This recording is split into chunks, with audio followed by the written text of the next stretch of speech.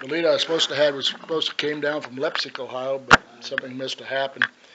And I've asked my friend Jim W. to give a lead. That's what they say when they ask you to do something in Alcoholics Anonymous, you do it. And that's what Jim does. Introduce you, my friend Jim from Montezuma. I'm Jim. I'm an alcoholic. I suppose it's good. That way I didn't have to think about it today or anything like that.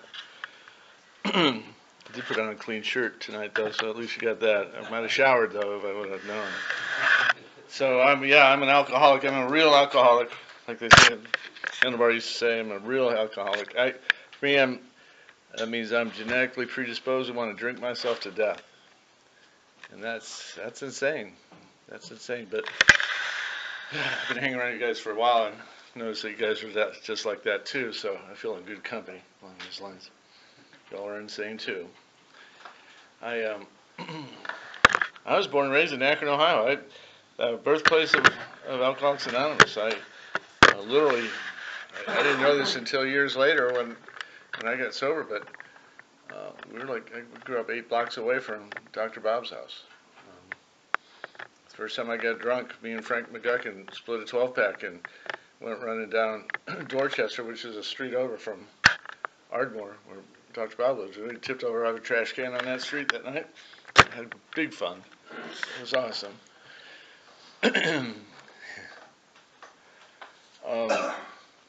So nothing special. My family was, upper middle class, I guess. Most of us went to college. It was in the middle of 5 kids, awesome parents, just very loving household. Brought up around the church and just nothing crazy, but we are a family of alcoholics too. It's something my mom didn't address in her life until she was, she died with 33 years of sobriety when she was 85. So she got sober in her 50s. But all of us were moved out away from the house by the time she got sober. And then my oldest brother, got sober. He died with 20 years of sobriety last year. And my older sister is sober in northern Michigan, and me. And I have a little sister that's not addicted to anything. And I got a younger brother that is not in the program, but he smokes more marijuana than most Rastafarians you ever met. And he's recently introduced a fair amount of alcohol into that. So it's in my family. But nothing traumatic, nothing bad growing up. I was, I remember being, conflicted in school. I got good grades. I played sports, but then I also played in a band and hung out with, the other guys. And I was really drawn to, to weed and drinking and partying and that whole lifestyle. And I kind of took that with me into years afterwards. Instead of continuing to play sports, I was, I was in bands and just hanging out, doing more partying. I started my career and moved around in a number, to a number of different cities in my 20s. By the time I was 28, it was 11 cities. By the time I was 29, I was in 11 cities in 10 years with a company that I worked for. They moved me around a lot. I did well with them. I was just a budding alcoholic. I had no idea that I had a problem. I was just a guy, grabbed a 6-pack every night on the way home and went to sleep most nights with a buzz on. I had a marriage that failed through that period. We had 2 sons when I was in my 20s, and my budding alcoholism was my role in that failed marriage. There were a lot of other things with that too, but today I'm blessed with 2 amazing men for sons, and super grateful for them. When I was in my mid-30s, I'd remarried and came to realize that I was drinking every single day, and I was starting to have those moments where I would try to skip a night, to not pick up anything that day, and I couldn't do it. My mom had got sober. I knew that was happening. You know, our family we always had just fun. As you know, when we all got together, it was a big party. We had some outrageous parties. You know, in the '60s, that was all. You know, you'd have bumper stickers that said, you know, "Arrive stoned," and really, and it was just what everybody did. So it seemed normal in our family. So it was abnormal for me to try and to reel it in, and it was foreign to me, and I could not do it. I'd get halfway through the night, and I'd be out. I'd go out and buy some, and I'd also found that that if I switched to vodka, I could get where really wanted to be a lot faster, with a lot of hassle, and I needed to keep that in the QT for a little bit, so everybody didn't realize it was easier to sneak a drink with vodka. Anyway, so I scared myself, and I went into treatment. I did. I went into treatment. It freaked everybody out that I knew. They were like, you know, and I went in there in Parkside in Columbus, and I stayed for 3 weeks, and came out sober, and got a sponsor and went to meetings in Grandview Heights, Ohio, and that began a 20-year, you know, experiment with Alcoholics Anonymous. For me, I mean, it took me literally 20 years to figure out that I needed to completely immerse myself in this program. I was a captain of AA Light through those years. I was around the rooms. Everybody, you know, everybody knew my name there. I knew most of their names, their first names in Grandview. I had a home group. I would go set up, things like that. The end of the meeting hit, and I was out the door. And I wouldn't see or look up at anybody at all until the next week when Tuesday night came along and I was at that meeting again. It was, you know, I would see people that, you know, and hear the suggestions, you know, that AA gave, and I guess in my mind I was like, for some reason, because I came in without any wreckage, that I was entitled to a lighter version of this program. I don't know. That sounds really arrogant to say, and I guess it's true when it comes to that. I would see people that came in and worked really hard, and because they, you know, they came climbing in the door and, you know, smoldering and you know, and stuck on the wall and just, you know, barely made it to a chair to get in here. And I'm like, yeah, that person might be one that wants to follow all the directions. And I considered myself lucky with that. So I made it through 10 years of that AA Light before I took my drink again. I went for 10 years, and then 5 years, and then 4 years for those relapses. And there's not much else to say about that period in my sobriety, because it was a dry drunk. You know, I've come to find out a lot of those times I wished I could drink, but I couldn't. I did everything that I did before I drank. I was the designated driver. It was a good old Jim. Jim will drive us home tonight, or we'd go on vacations in the Caribbean, and I would sail the boat, and everybody else would, you know, would party all day. You know, it's good old Jim. I think he goes that AA. He doesn't drink anymore. So it's I tend to learn things the hard way, and even though I read it 100 times in the big book, you know, everything it says is the truth. So that if we don't take this seriously, that the disease continues to grow in us, and that dry drunk is a nasty place to be, and it will take us over. And when we drink again, when I drank again, I was almost immediately back to where I was, and then some, and then took the next step further. So the first, you know, when I first went into treatment, I was, you know, mostly a beer drinker, and would pick up a bottle of vodka and do that too, or some whiskey or whatever. But I was like a maintenance drunk.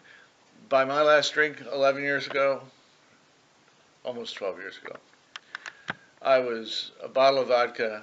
I didn't need a glass. I didn't need ice. I didn't need a mixer, and I didn't need you. Drank straight to oblivion, and yeah, it wasn't pretty at all. So that's the progression that I realized, and in my case, I guess I needed to hear it or learn it for myself the hard way. Um, and as I stand here today, I look back and I can tell you that I think I probably needed every drink I took, but it was not a fun road to take, and in a lot of cases, I look back now, those people that I met that came smoldering in the door, and clinging to life and working the program as best they could, you know, 33 years ago when I came in. Those were the lucky ones. Those were the people that were ready to go to any lengths to get what is it they saw in those rooms. I was just playing with it. I had no idea how serious this was. Even though it ran into my family, even I didn't. I chose not to see how hard how dangerous this disease is. So anyway, it came to a point. Almost 12 years ago, I blew up the marriage. I had this place up in on the lake, and I was coming up here and went off the road, hit a fire hydrant. Yeah. And with that was like the end of that marriage for me. That went away. Half of everything I owned went away. I lost business. I lost lots of friends, family. It was a rough time. It was a bottom for me that I needed to hit. And it was and I came to live up here at the lake in this little cottage that I have over here that we have now, and I was shattered at that point. I thought that I was, I looked in the mirror and I'm like, am I the guy that's constitutionally being incapable of being honest? I was obsessed with what I had done wrong. What did I miss? How could I mess around with AA for 20 years and still be where I am today? I've blown everything up at that point.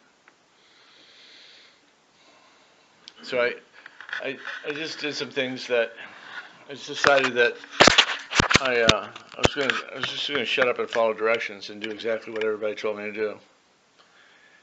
I wasn't going to discount the time that I'd spent in AA.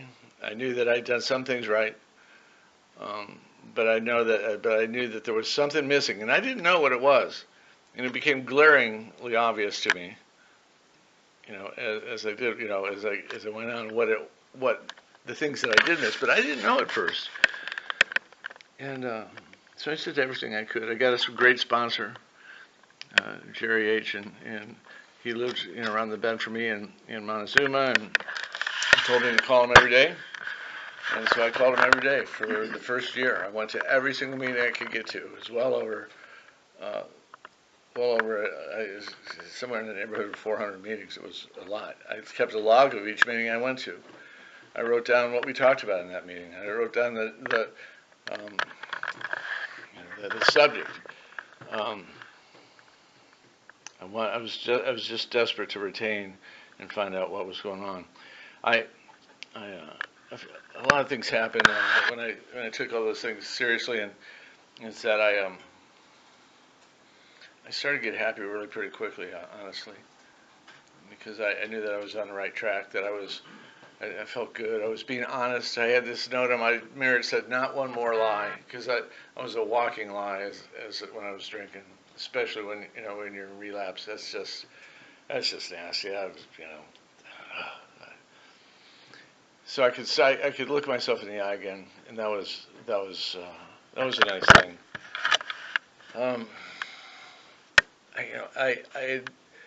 When I walked back in, I couldn't trust myself. I knew that I couldn't trust myself, and soon I could. I started to feel safe in these rooms. I knew as long as I did what I had been doing day in, day out, that I could stay sober, and that took a number of months.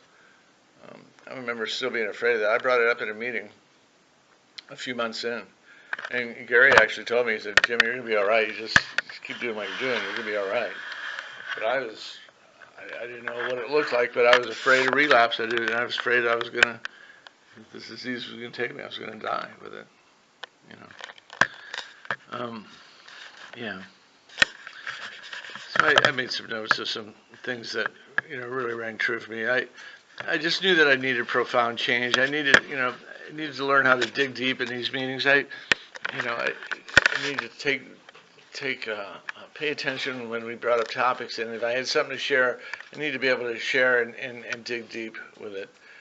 When it came to working the steps, even though I'd worked them a couple times, in that first 20 years, I worked them hard this time, honestly, as best I could.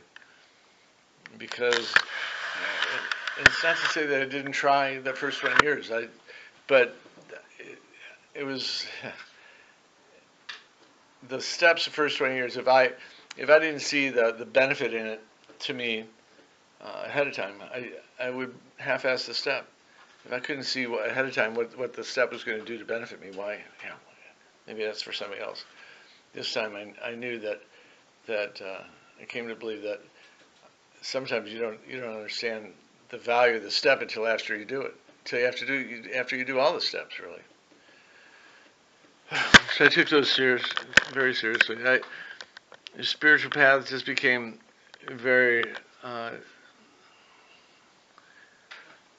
really did my best to put my higher power at the center of my life, and my recovery at the center of my life, and took on this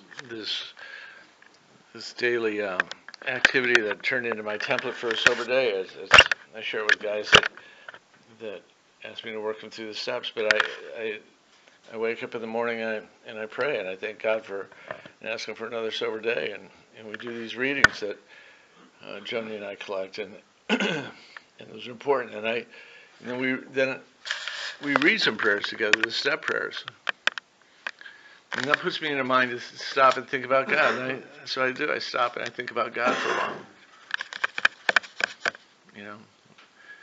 It helps me, for myself personally. It helps to be out in nature to do that.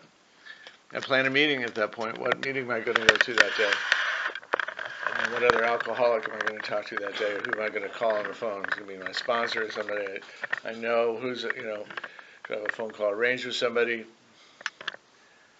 And then at the end of the day, I thank God for that sober day. It seems like a lot, but it's not. Of course it's not. We all do this. We all know how much time we spent, staying drunk and dancing and bobbing and weaving to follow our story down the road. And it's a pleasure. I was never a joiner growing up. I wasn't good in, I joined the sports teams and a band, but I wasn't a big club guy. I just wasn't that, and I was worried about that. But I love this. I love our community. You guys are my brothers and sisters. This is the one guy used to say in the same areas. He goes, this is my happy hour. Come to a meeting. I come, and that's why I get to see y'all and see how you guys are doing that day.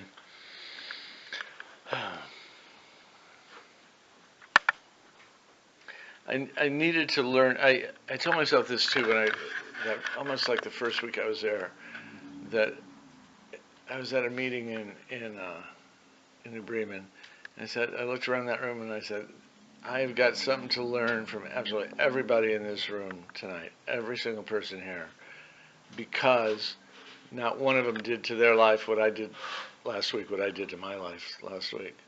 They were all sober here when I was out hitting that fire hydrant down the road. And I told myself never forget it. And I do my best to never forget it. There's something I can learn from everybody that I comes in, that I meet in the rooms. It was actually in this very room, I think. Yeah, and Steve from Indiana came over and led once. We were several months in, and his background was somewhat like mine, where he had some extended period of sobriety earlier in life, and then gone back out, and then found the rooms and with a new zest for it. He made the statement. He goes, why not take all of it? I was talking because why not take all of it? And I thought, yeah, why not, right? And it kind of made sense to me about what I was doing. I mean, hadn't I done all the heavy, I did the heavy lifting before I stopped drinking in my 30s. Stopped drinking. I told everybody in my family, all my friends, that I'm an alcoholic. I can't drink, you know. So that's I denied myself all this stuff, but I didn't do any. I didn't put the effort in the work to have it all make sense and make life fun like it should be and fulfilling and why not take all of it? All the stuff the little stuff that we do that we suggest that I try my best to do each day. That's the stuff that makes life worth living. It makes me feel good. It makes me feel happy. I didn't do anything to give back that first 20 years. I popped in the room to take what it is that anybody could give me. And then I hit the door and walked away. I told myself that I understood service because in my job I could help people out through their career but no, I had no idea what real service was. It was being there for my brothers and sisters in recovery and doing whatever I could at a given point in time that whatever's needed. I was really worried about the value of my story, if it had any. I couldn't see giving a lead when I first came back in because I'm just going to tell people how not to do it. That's all my story was. I was kind of mainly just screwed up for the first 20 years with this, And I said that to a guy to a meeting in Florida, and the guy is this really cool guy. He's really laid back. He said, "Jim, he goes, I think we find the value of our story when we tell it." And that's all he said to me. And I tried to take that to heart because I thought, well, I'll see what he said, what it means. And I think I fumbled through my first couple of leads. But what helped is that I saw Gary going into the jails. Joni had been going to jail meetings, and I thought that I started to do it too because I thought that I should. And I found that, and again, I didn't see how my story could make sense, but everybody in the jail that I met, they all had backgrounds like mine where they had multiple relapses. They were in the rooms. They were trying to get sober. They're trying to get sober in jail. They knew that it was ruining their life. They come into these meetings, and all of a sudden, my story makes sense. My story is simple: is that if we just stop and take a deep breath and follow the principles of AA and follow this program as it's offered to us, and make a point of working hard to give back and serve, then life gets not only easy, it gets wonderful. I'm happier now than I've ever been in my whole life. I was desperate to find, when I looked around they say, find people that have what it is you want and do what it is that they do. And what God put into my life, these people that, live their entire lives to serving other people in this program. Gary and Kevin and Joni and Jerry. And there's so many. Don. You guys have been around forever, and that's what they had. What I really wanted. Peace and serenity, a sense of value in your community. True friendships. Extended family that's grown up around me in sobriety. So and with that, a lot of my things in life, my goals in life, adjusted too. I was really ready to retire last year when I retired. I don't miss it. I don't miss it at all. I really don't. Let me see if there's something else I just need to tell you here tonight.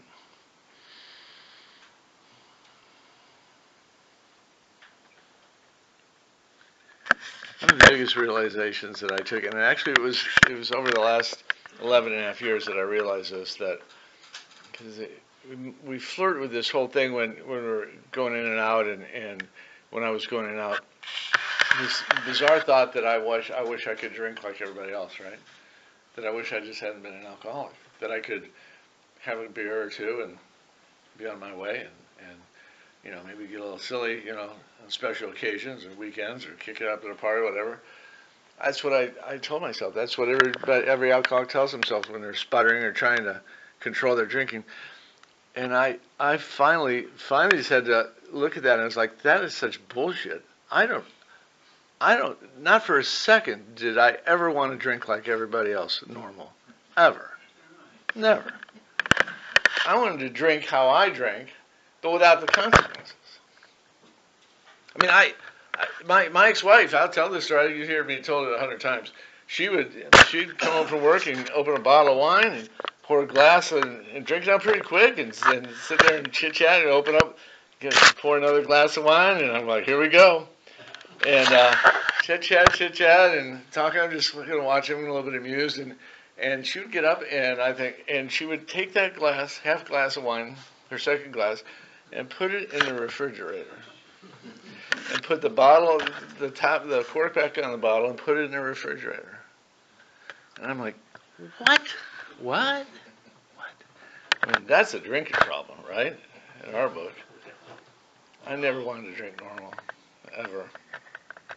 I never, and as soon as I realized that, then I made it that there's no hope for me as a normal, drinker. That's not only is that, it's just not even what I want. I can't even fathom that. At that point, it's just a waste of time and money. 2 beers, come on. What? So that was a big deal for me. If you ever tell yourself that you wish you'd be normal, I bet you don't. Yeah.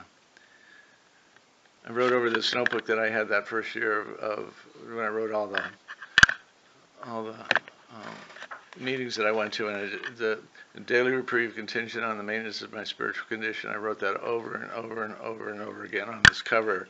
It became so important to me is that to learn that I needed this relationship that I had with God that I never had before. I'd always believed in God. Growing up, that was never a problem for me. But I never believed that I could have a relationship with God. I never thought that I could call out to Him and feel His grace in my life until I did. And I had to get as desperate as I did before I would ever do it. That's how. I guess that's what bottoms are all about. I mean, I had to get down that low before I would finally let go and just ask for help. It's a big deal. So, yeah, there's other things, and you hear me talk about stuff all the time. But I'm glad to be here. I love you all as my family and friends, and yeah, hope you got something out of this tonight, as I did, I'm sure. Thanks.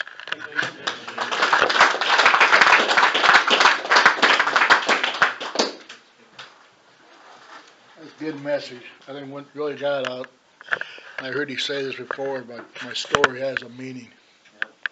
We each have a different story in how we got here. That's what we share with another alcoholic, our story. That's all we got to offer each other. And yeah, live one day at a time. That was a good message, Jim. And I really appreciate that. Appreciate our friendship. It's customary. We're just opening it up for anybody who wants to make a comment. Steve Alcoholic. Steve. Whoever it was that got the Oscar, congratulations on your 1-month token. Jim, I've heard your lead before, and a couple of things that I got out of it. Every one of us, when it comes to reaching bottom, sometimes we have to, we have to get knocked on our cabooses a couple of times before we realize we've got a problem, which, I relate, because I was the same way as you, that I said, I would be like, how could somebody just have one drink and walk out the door? What a party food, thing about it is, what else I got out of your league, I really enjoyed it, was,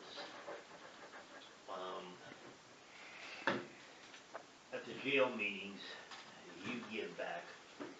You're not just, you give back because you're there a lot, almost every Saturday or whenever, there for the people that need it, for the people that are behind, that are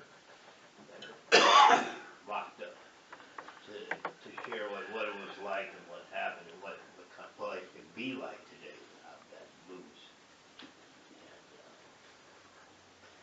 And one thing that I have learned, I've learned a lot of, I've seen taught me a lot of stuff too. And what I've realized is, the longer I stay in this program, it's like the light comes on things I've never really given thought to before. Like one time, I think this was the other night, I was at a meeting, and the thought was, I'm sitting there listening to the discussion, and it was like, holy crap. I've been sober for this amount of time now, but I can only do it one day at a time. And then it flashed back to when I was drinking, and I'm like, I was out of my mind. I was totally insane. People in my members of my own family, they didn't even drink like I did. And I'm like, how the hell did I do this? But I had to eventually reach bottom. And I had to make a decision. And mine was, I said, give this program a try. And when I did, I had to put some work in, but I've reaped a few benefits from it. And today I'm quite happy with the way things are in my life. Things are not perfect, but they're a lot better than they used to be. That's all I got. Thank you. Thank you, Steve. Yeah, I'm Tony Alcoholic. Hey, Tony. Yeah, Jim, I remember going to a few of the jail meetings with you there. I was early in my sobriety.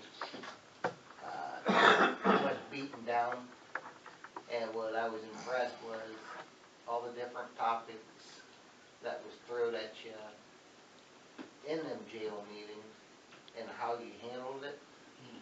That was one of the reasons I started this program, because I was really impressed on how you answered a lot of stuff and how you looked at things.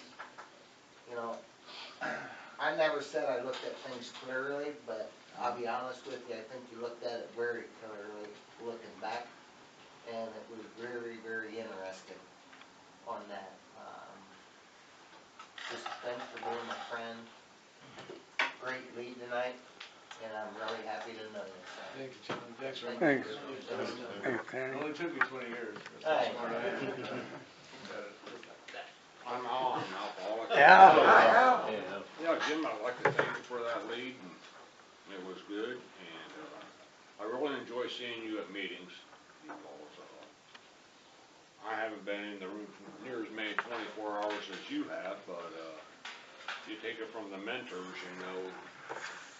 you always give a lot of good advice to people, and just saying, appreciate that, that's all. And, my name's Tom Alcoholic. Hey, Tom. I just want to thank you, man. That was a good lead.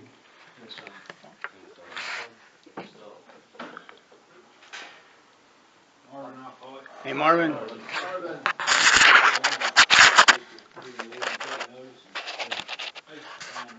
What you put that with, you didn't really want to drink like a normal drinker, you just wanted to drink like you did without consequences. Yeah. You thought of it that way, but that's so true. You know what I mean? Listen, just like that. It made so much sense when you said it. Yeah, me too. Good to see you. Kevin, I'm not calling. Kevin. Thanks, Jim. I've heard you a few times, and I kind of look back and think of how my drinking was similar to other people's drinking, and I think what I wanted to be able to drink without the consequences. but once I accepted the fact that I couldn't, I accepted the consequences as part of the drinking. And, you know, and therefore, you know, that took me to a pretty low bottom. And, you know, but, you know, I was fortunate enough to find these rooms. I found them long, long before I ever got sober. But I really wasn't interested in not drinking. I wanted to drink more than I wanted to be sober.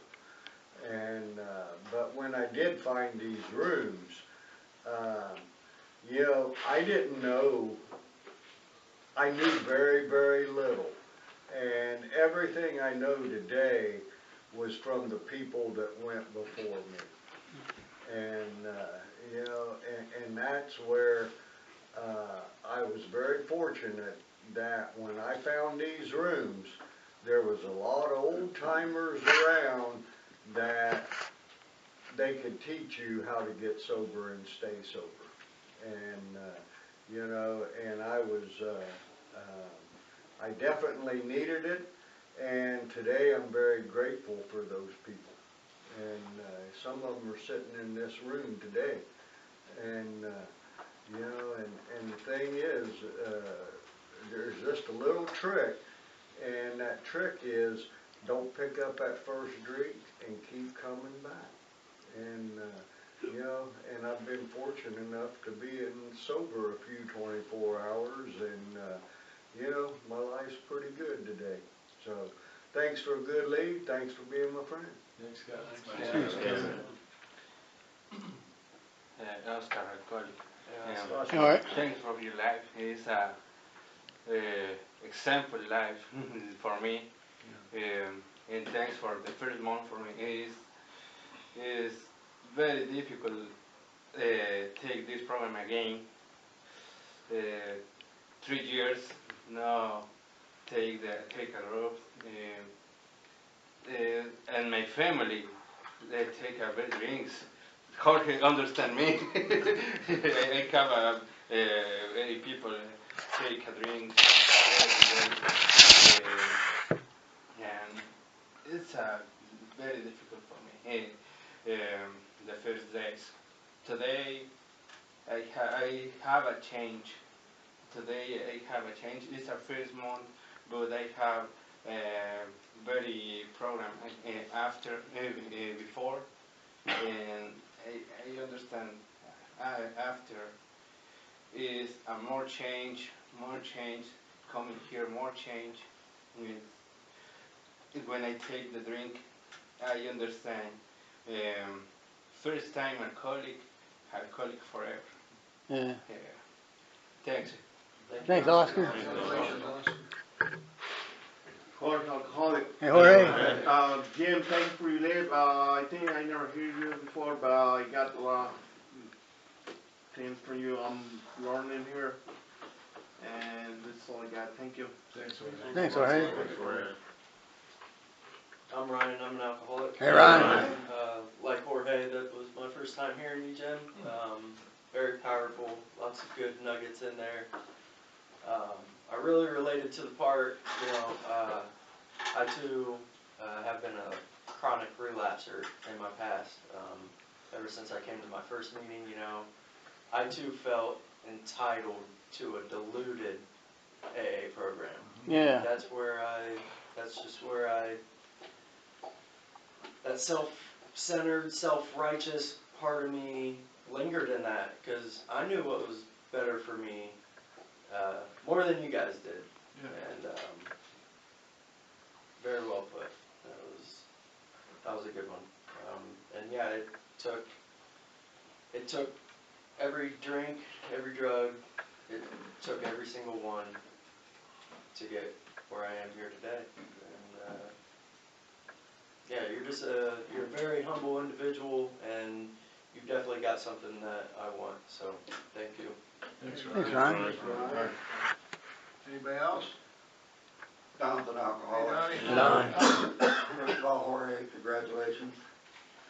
Learning Oscar, congratulations. Oh, I got them both. You know what I've congratulated. He knows why though. Here's the thing. We all thought of that idea that we could drink normally. I'm an alcoholic. I never drank a single normal drink in my life. And I could never understand how people could have one. I could never do that. The thing is too, is you see the growth of people the longer that they're in the program, and you see, I talk about it all the time, but the dead eyes when they first get here, and then you see that light turn on. And I've seen that in you, and I've heard your story many times. And when you see that light turn on, it's a beautiful thing. And I always look for that, and that's because then I know that that person is truly working the program. I screwed around with it. My sponsor, they'll tell you, I screwed around with this program for quite a while, that I didn't do the things that the program said I should do. And I relate to that, you know. I played with this program for quite a while and thought that I was doing it when I really wasn't. And I knew it. It's later on that all the happiness that I have now is because I started truly working the program. Truly doing the things that my sponsor told me to do. And that's what makes it great. And you have a heck of a sponsor, I know. I love the guy a lot. Yeah. And all I can say is, every time I hear your story, I realize, you know, when people, this is the big thing is, we all have a story. The thing is too, and someone told me this a long time ago, that AA is a tree. And the roots are our stories that bring us all together to that tree. And something too that they always told me, relate to someone's story, don't compare. Because if you think you got the worst one, there's someone that's got one worse than you. And he's out there. And I just love hearing you, Jim. I'm glad you're my friend. Thanks, John. You're welcome. Anybody else? I'm Joni, I'm an alcoholic. Hey, Jody. Yeah, so you've come a long way from the guy that didn't really want to do that lead in the beginning. Yeah, amazing, and that was an awesome lead. And so Jim has a lot of dreams, and it's pretty cool to get to watch him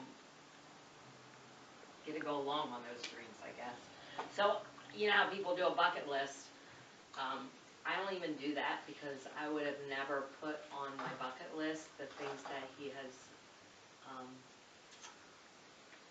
I got to do that I would never have imagined if I would have been sober. And so I get to go on his dreams with him, and that's a good enough bucket list for me today. So it's a great thing to live this life with you, and I love you. And I'll pass. Thanks. Oh, geez. Anybody else? Like Jerry always says, it's just like a big chocolate cake. You either get a piece of it, you get the whole damn thing. Is what we choose. Yeah. We just want to be around AA, and it's all right. But get in AA, and your life will grow. All right, Jim, we want to close the meeting.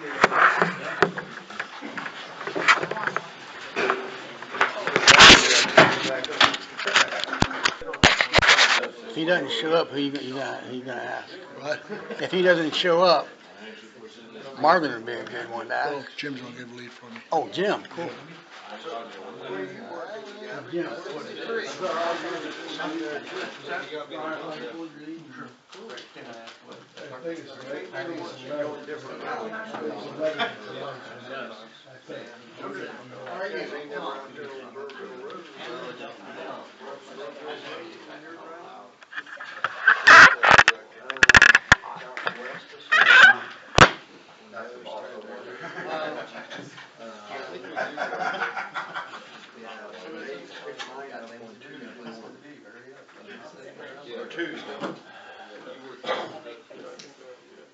Now, the guy, when he picked it up Tuesday, he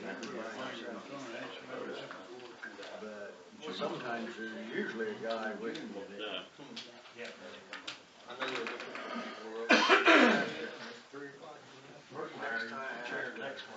I'm usually around when they come to pick it up. I have to keep my eye out.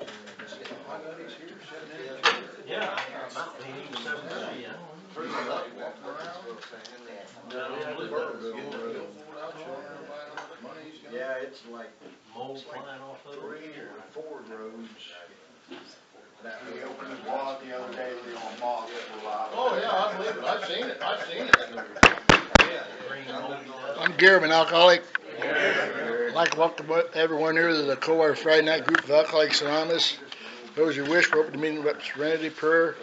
God, grant me the serenity to accept the things I cannot change, courage to change the things I can, the wisdom to know the difference. Alcoholics Anonymous is a fellowship of men and women who share their experience, strength, and hope with each other, that they may solve their common problem and help others to recover from alcoholism. The only requirement for membership is a desire to stop drinking. There are no dues or fees for a membership. We are self-appointed through our own contributions. A is not aligned with any sect, denomination, politics, organization, or institution.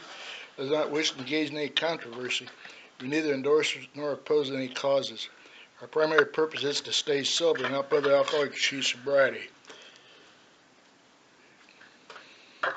Here at the Coldwater Friday Night Group, we encourage getting a home group and a sponsor, even if it's only a temporary sponsor. If you're interested, see a home group member after the meeting. Those who are group members, raise your hands. All right. I've asked my friend Tom. No, I got promised. Who's got how it works? Tony. Hi, everybody, I'm Tony Alcoholic. Tony. Let's see what we got here. How it works. Rarely have we seen a person fail who has clearly followed our path. Those who do not recover are people who cannot or will not completely give themselves to this simple program. Usually men and women who are constitutionally incapable of being honest with themselves. They are such unfortunates. They are not at fault. They seem to be born that way. They are naturally incapable of grasping and developing a manner of living which demands rigorous honesty. Their chances are less than average. There are those, too, who suffer from great emotional and mental disorders, but many of them do recover if they have the capacity to be honest. Our stories disclosed in a general way what we used to be like, what happened, and what we are like now. If you have decided you want what we have and are willing to go to any length to get it, then you are ready to take certain steps. As some of these we balked. We thought we could find an easier way, softer way, but we could not. With all the earnestness at our command, we beg of you to be fearless from the very start. Some of us have tried to hold on to our old ideas, and the result was nil until we let go absolutely. Remember that we deal with alcohol, cunning, baffling, and powerful. Without help, it is too much for us. But there is one who has all power. That one is God. May you find him now. Half measured availed us nothing. We stood at the turning point. We asked his protection and care with complete abandon. Here are the steps we took, which are suggested in the program of recovery. 1, we admitted we were powerless over alcohol, that our lives had become unmanageable. 2, came to believe that a power greater than ourselves could restore us to sanity. 3, made a decision to turn our will and our lives over to the care of God as we understood him. 4, made a searching and fearless moral inventory of ourselves. 5, admitted to God, to ourselves, and to another human being the exact nature of our own. 6, we were entirely ready to have God remove all these defective characters. 7, humbly asked him to remove our shortcomings. 8, made a list of all persons we have harmed and became willing to make amends to them all. 9, made direct amends to such people whenever possible, except when to do so would injure them or others. 10, continue to take personal inventory, and when we were wrong, we promptly admitted it. 11, sought through prayer and meditation to improve our conscious contact with God as we understood Him, praying only for the knowledge of His will for us and the power to carry that out. 12, having had a spiritual awakening as a result of these steps, we tried to carry this message to alcoholics and to practice these principles in all of our affairs. Many of us exclaimed, "What an order! I can't go through with it." Do not be discouraged. No one among us has been able to maintain anything like perfect adherence to these principles. We are not saints. The point is that we are willing to grow along spiritual lines. The principles we have set down are guides to progress. We claim spiritual progress rather than spiritual perfection. From the description of the alcoholic, the chapter to the agnostic, and our personal adventures before and after made clear 3 permanent ideas. A, that we were alcoholic and could not manage our own lives. B, that probably no human power could have relieved our alcoholism. And C, that God could and would as He was all. Thank you, Tony. I asked a friend to read the traditions. Good evening, everyone. Don is an alcoholic. Hey, Donnie. These are the 12 traditions. 1, our common welfare should come first. Personal recovery depends upon AA unity. 2, for our group purpose, there is but one ultimate authority, a loving God as He may express Himself in our group conscience. Our leaders are but trusted servants, they do not govern. 3, the only requirement for AA membership is a desire to stop drinking. 4, each group should be autonomous except in matters affecting other groups or AA as a whole. 5, each group has but one primary purpose, to carry its message to the alcoholic who still suffers. 6, an AA group ought never endorse, finance, or lend the AA name to any related facility or outside enterprise. Least problems of money, property, and prestige divert us from our primary purpose.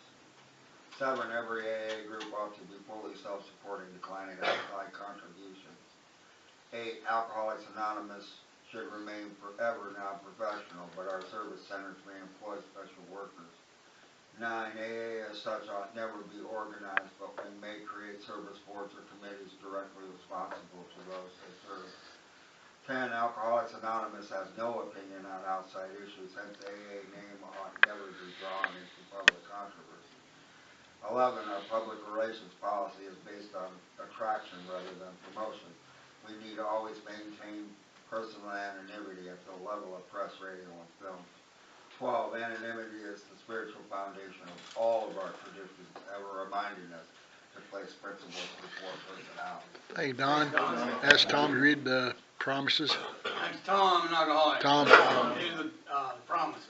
The spiritual life is not a theory, we have to live it. Unless one's family expresses a desire to live upon spiritual principles, we think we ought not to urge them. We should not talk incessantly to them about spiritual matters. They will change in time. Our behavior will convince them more than our words. We must remember that 10 or 20 years of drunkenness will make a skeptic out of anyone. There may be some wrongs that are never fully right. We don't worry about them if we can honestly say to ourselves that we would right them if we could. Some people cannot be seen, we send them an honest letter. And there may be some valid reason for postponement in some cases, but we don't delay if it can be avoided. We should be sensible, tactful, considerate, and humble without being servile or scraping. As God's children, we stand on our feet, we don't crawl before anyone. If we're painstaking about this phase of our development, we'll be amazed before we're halfway through. We're going to know new freedom and new happiness. We will not regret the past, nor wish to shut the door on it. We comprehend the word serenity and we will know peace. No matter how far down the scale we've gone, we will see our experience of that can benefit others. That feeling of uselessness and self-pity will disappear. We will lose interest in selfish things and gain interest in our fellows. Self-seeking will slip away. Our whole attitude and outlook upon life will change. Fear of people and of economic insecurity will leave us. We will intuitively know how to handle situations which used to baffle us. We will suddenly realize that God is doing for us what we cannot do for ourselves. Are these extravagant promises? No, they are being fulfilled among us, sometimes quickly, sometimes slowly. They will always materialize if we work for them. Hey, Tom. I've asked Kevin to read the reflections. Kevin, I'm no Kevin. June 27th, conforming to the AA way, we obey AA steps and traditions because we really want them for ourselves. It is no longer a question of good or evil. We conform because we genuinely want to conform. Such is our process of growth in unity and function. Such is the evidence of God's grace and love among us. That comes from AA Comes of Age, page 106.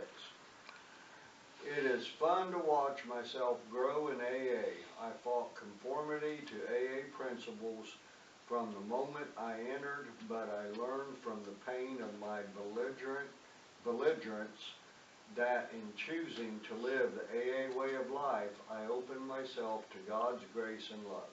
Then I began to know the full meaning of being a member of Alcoholics Anonymous. Hey, Kevin, I'll ask my friend CJ to read the 24-hour book. CJ. June 27th, AA thought for the day. If you can take your troubles as they come, if you can maintain your calm and composure amid pressing duties and ending engagements, if you can rise above the distressing and disturbing circumstances in which you are set down, you have discovered a priceless secret of daily living. Even if you are forced to go through life weighted down by some unescapable misfortune or handicap, and yet live each day as it comes with poise and peace of mind. You have succeeded where most people have failed. You have wrought a greater achievement than a person who rules a nation. Have I achieved poise and peace of mind? Meditation for the day. Take a blessing with you wherever you go. You have been blessed, so blessed others. Such stores of blessings are awaiting you in the months and years that lie ahead. Pass on your blessings. The blessing came and dug around the world. Pass on from one person to another. Shed a little blessing in the heart of one person. That person is cheered to pass it on. And so God's vitalizing, joy-giving message travels on. Be a transmitter of God's blessings. Prayer of the day. I pray that I may pass on my blessings. I pray that they may flow into the lives of others. Hey, CJ, you're in Coldwater. We have the token system. I've asked my friend Jorge to give out tokens. Hello everyone, my name is Jorge and I'm an alcoholic. Here at Coldwater, we hand out a token for different lengths of sobriety. We start these tokens like it is suggested, and we work a program of 24 hours. Is there anyone there starting out coming back that needing a 24-hour token?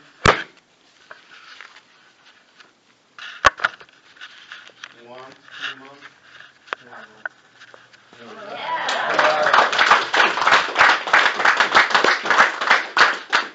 Yeah, get up and get it.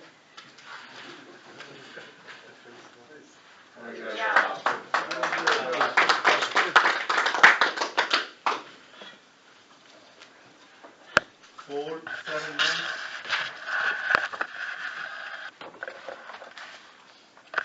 8, 11 months?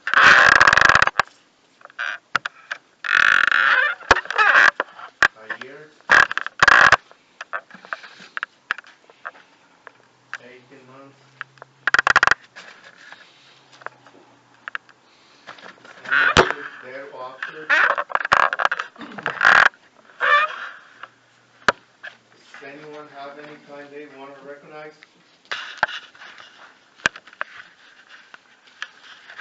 We all have today give yourself a higher part of a hand. Thank you. All right, as far as announcements, the new Bremen A meeting will be celebrating their 21st anniversary, August 8th. They'll furnish the pizza, soft drinks and water will be provided. Food and fellowship starts at 11, meetings at noon. The 13th annual Pine Lake Adventure brought to you by the Fort Recovery Group, Pine Lake Water Park, 4640 West State Road, 218 Bern, Indiana, Saturday, July 12th, time 12 noon. Park opens at 10. eat at 2, swimming costs 4 to 9, $8, 10 and above, $10. Free for anybody. Come and just enjoy fellowship and good food, family and friends. Bring a covered dish and your lawn chair. Also, the 14th annual anniversary at Indian Lake Care Group, 121 South Orchard Island Road, Russell's Point, Ohio. Guest speakers Tom F. Doors open at 5, dinner's at 6, leads at 7. 50-50 drawing. Door prize is bring a covered dish and a friend. Hamburgers, hot dogs, tea, punch provided by the group. Also, there's a thing here for any Al-Anon or AA functions. You can get onto that. Also, on the 13th of September, the District 23 will be celebrating their 3rd annual picnic at the KSC Geiger Place.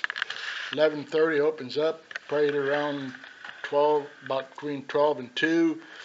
Bring a covered dish. We'll furnish the pop and the hot dogs and the hamburgers, and bring a lawn chair. Also, this group will be celebrating their 44th anniversary on October the 5th. Flyers will be coming out sometime in August. Also, we have a group conscience meeting here in first week in August. And Steve will be chairing the meeting for the July, so that needs your help to support him. Any other announcements?